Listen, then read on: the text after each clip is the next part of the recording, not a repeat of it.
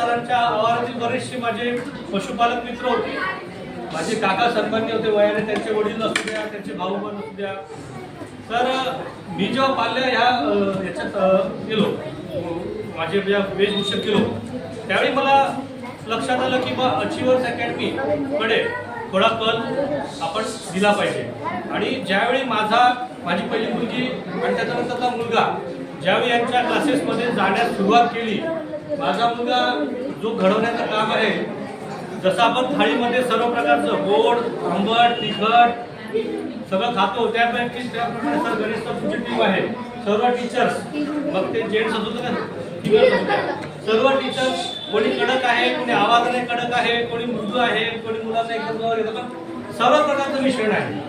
आणि त्यामुळे मुलं हे क्लासेसला येण्याचा त्यांचा जो कल असतो तो वाढतो आणि जायचं मग क्लासेसला जायचं. आणि मी सर्व पालकांना विनंती करतो की आपल्या मुलाला क्लासेसमध्ये जाऊन त्याचं रिव्हिजन घेऊन त्याला जे येत नाही सगळे टीचर सगळे सपोर्ट करतील. तुम्ही सांगा फक्त असं असं माझ्या मुलाला हे नाही येते, ते नाही येते. मी तर बिरादर सरांना कुठेही रस्त्यात भेटले तरी विचारणार सर असा आहे.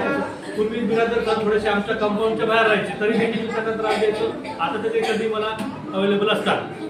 तर सर्व पालकांना एवढंच मी सांगू इच्छितो की आपण ग्रामीण भागात, एवढ्या ग्रामीण भागात असा क्लास आहे की जे काही नवीन ऍक्टिव्हिटी आली, आता मी गेला 5 वर्षाचा अनुभव घेतला. पहिला क्लासेस होता, मग ॲबॅकस चालू केलं, ॲबॅकसचंही त्यांनी थेटपर्यंत नेलं.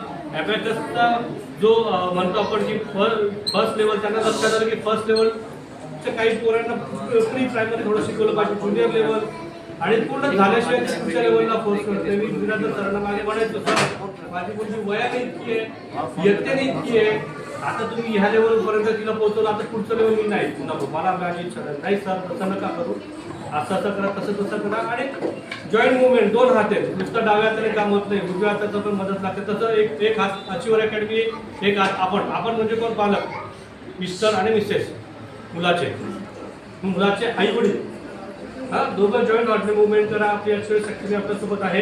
ग्रामीण भागात ॲबॅकस त्यांनी चालू केलं, नंतर आता थोडंसं ते मंथनकडे पण वगैरे आहे, किंवा जे आपण म्हणतो कॉम्पिटेटिव्ह एक्झाम, थोडंसं विषय डायव्हर्ट होईल. आपण म्हणतो महाराष्ट्रीयन व्यक्ती कुठपर्यंत असतो, आपण म्हणतो की इतर अदर दॅन महाराष्ट्र स्टेट कुठं असतो.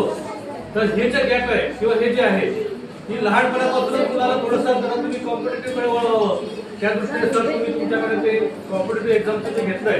आणि मला असंही कळालं की थोडंसं रात्री पण थोडं टीचिंग चालतं आहे कॉम्पिटेटिव्हच्या निमित्तानं. म्हणजे आपण कॉम्पिटेटिव्ह म्हटलं डायरेक्ट एमपीएससीकडे नाही वळायचं, सुरुवात आहे छोटे जे आपण जे आहे 8वीला एक असते ची एक्झाम, 8वीला एक असते, आणि ते आता काही ज्यांनी फर्स्ट स्टँडर्डपासून छोटे कॉम्पिटेटिव्हचे भाषा आहे, बुद्धिमत्ता चाचणी आहे, गणित आहे, आकलन शक्य आहे, हे थोडं हळूहळू मुलांना बिंबवा.